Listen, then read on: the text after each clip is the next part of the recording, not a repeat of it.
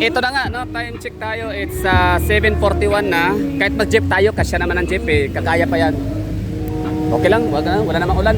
Tara na. Oo, tara na. So, kasya naman ang jeep. Kahit paano, pwede yan, no? Aabot yan kasi bago mag alas 9:05, dapat nasa boarding gate na tayo. Eh, ang oras naman is 7:41 pa. So, sabihin na natin na babiyahe ang jeep. Sobrang traffic ng isang oras mula rito papuntang Terminal 3. So aabot pa rin. Pero syempre, pakasigurado tayo. Eto na, mamotor na lang. Expected kong pamasahe 300 for example, di ba? O ngayon, ang sinabi ni Kuya ay ano lang, nasa 200 lang yung hingi niya. Okay, larga na tayo doon. Gcash yung 100, cash yun mamaya ang 100 pagkadating doon sa Airport Terminal 3. Di ba? Ganun lang yun, ha? Ayun. Ay, Araban? Ha? Dito lang kayo? Hindi, depart. Punta akong Amerika. Sa ano, doon sa ano, departure, ha?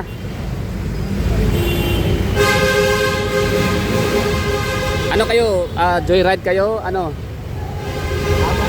Warik-warik lang? Okay. O kaya pala, ano, warik-warik pala si Kuya. Oops, iipiti tayo.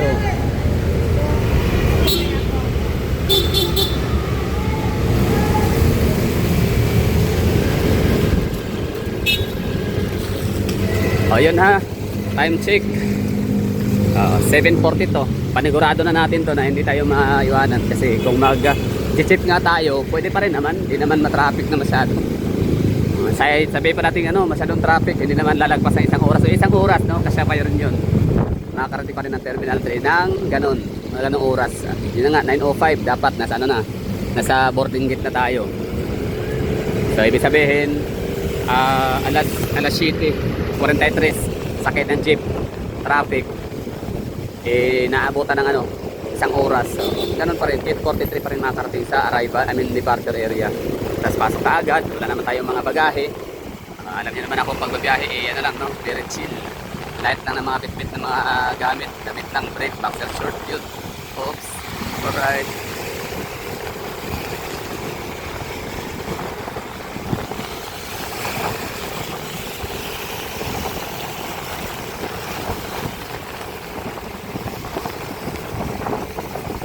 Kasi pinili ko tong ano, motor kasi just in case pa na grabe yung ano, bumper to bumper yung traffic dito na madadaanan, no, within Nichols area.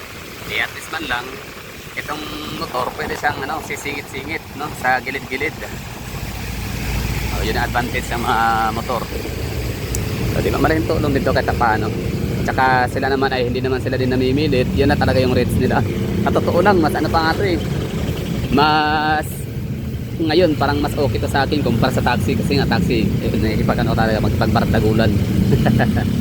Pero 200 pesos naman siguro taxi 200, papayag na siguro yung mga taxi dito 200, pero hindi ito talaga dapat yung ino-normalize. Oo, hindi dapat yung tinatangkilik na kuya sige 200 gano'n, no, magipagsawa kasi nga metrohan niya eh.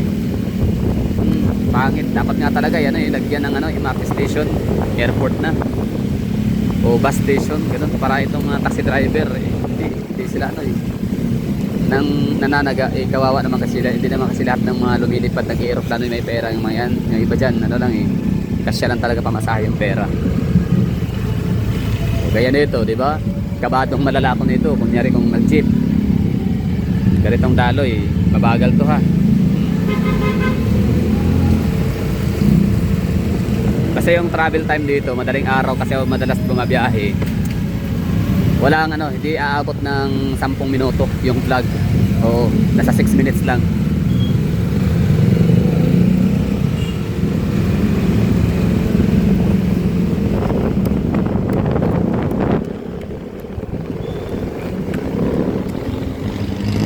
Tsaka itong gantong takbo rito, di naman to fatal.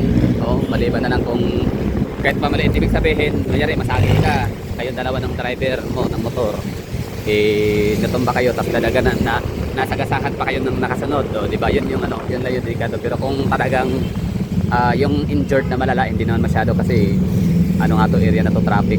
Pero pag hindi naman traffic talaga, huwag na kayo magmotor ha. Best choice lang talaga pag traffic. Peak hour. Ngayon ha, peak hour to ha, alas 7. So I suggest na magano na kayo, maghabal kung kayo lang dito na walang bitbit na marami. Kasi taxi parehas lang yan eh, 4 wheels, no? So kung stranded sa traffic yung jeep, ganun din ang ang taxi. Pero di hamak na mas mapabilis nga lang ang taxi kasi doon siya sa fast lane. Kasi yung jeep sa slow lane sila eh, no? Kasi nagbababa, nagsasakay ng mga pasahero. Samantala ang taxi hindi. Dire-diretso lang. Talagang traffic lights and traffic intersection na talaga yung magpapahinto sa kanya ng matagal ng taxi. Tsaka yung congestion. Yan, gaya nito ni ma'am oh. Nag si ma'am. Motorcycle. Ano yan, namamasada ba yan kuya, yung katabi natin? Ha? O sundo yan talaga, hatid? Hindi. Paano malaman na namamasada dito? Ha? Okay. Anong pinakamalaki mong natanggap sa pasahero na pamasahe? Na kahit sabi 200 lang hingi mo pero binigyan ka ng 1,000, may ganun ba minsan? 500 oh. Tapos yung pinakamaliit na hindi ka binigyan sa usapan na 200, tumawad pa. Meron din. Ha? Okay naman oh. Di ba kayo takot na mahuli? Di kayo takot mahuli ng MMDA, traffic, ang pa? Sino ba nang mahuli dyan? LTO, LTFRB, kasi wala kayong di ba? Koloron. Wala naman. Okay. Siguro hinahayaan lang muna kayo kasi anak buhay din yan, no? Bakit ayaw nyo magparehistro? Mag-apply sa Move It, Tok-Tok, yun? Yung mga taxi, motorcycle taxi, ba't ayaw nyo mag-apply doon? Ha? Okay.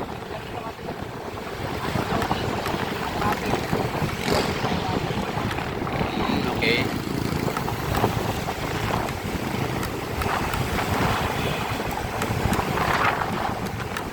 So at least tatlo. Parang lalakas yata kayo ngayon kumpara kasi ang taxi, daming issue sa taxi, no? Pansin mo ba? Mas marami ng tumatangkilik ng habal-habal, warek-warek. Ano ba tawag to sa inyo? Warek-warek? Habal. Kasi warek-warek minsan siya, hindi siya registered, no? Hindi siya mga riders talaga. No, pansin mo no, mas dumami sumasakay, no? Kumpara sa taxi, ano sa tingin mo? Paras lang, ganun lang. Okay. Tama.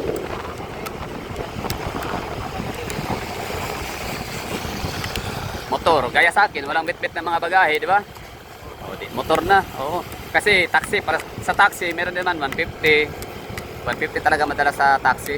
Kumbaga ang kasi, ang pamasahe kasi mula doon sa tinambayan mo, papunta rito, 69 lang yan, 71, 72. Pinakamalaki na bayaran sa taxi, yung metrohan, 98. Pero nitong huli, kontrata na sila, 200. Yung binibigay ko, 150 lang. Mura lang yung 200 sa taxi. I mean, hindi pa rin maganda yun eh. Kasi metrohan sila, di ba? Kayo, risky kayo kasi, pwede kayong mahuli ng LTFRB, LTO. So, okay rin to, may option. Sa mga mga gustong makasiguradong hindi malit, tsaka walang bitbit na bagaheng marami. Anong province mo, kuya? Kidapawan, North Cotabato. Mag-ingay. So yun, nakarating din tayo. Time check, it's 7:50 na ng gabi. Pero eto, nakarating around mag-alas 8. So ang natin dito tagal ay dapat before 9:05 ng gabi. I mean yun na nga, 9:05 dapat nasa terminal na, nasa boarding gate. Pero eto, nakarating tayo na mas maaga, diba? Kahit pa nag-jeep tayo, makakarating din. Yan nga lang ang kaba na di matawaran. Si kuya legit, no? So 200, okay na yun. Fair and square.